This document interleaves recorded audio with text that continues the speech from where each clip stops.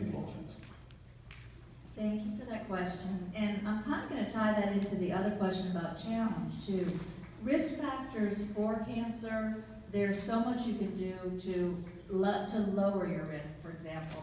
Sometimes your genetics is playing into whether you're at high risk, right?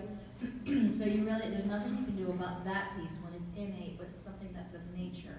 But the things that are about your world or your environment, for example, your weight, your diet, your stress levels, all of that can be very important. Now, nobody can live without stress. It's not possible, but it's how we manage our stress, how we deal with it, that can have a lot to do with our immune system and how healthy we are, and then making sure that you have the courage to go for prevention. In other words, get your mammograms. That's the best way to know, and do self-exams as well. That's very important.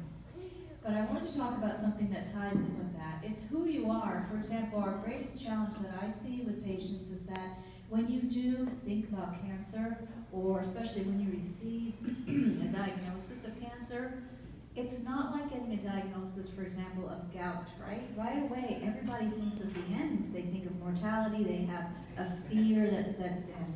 I think the most challenging thing that I see in patients is to overcome this fear and instead have hope.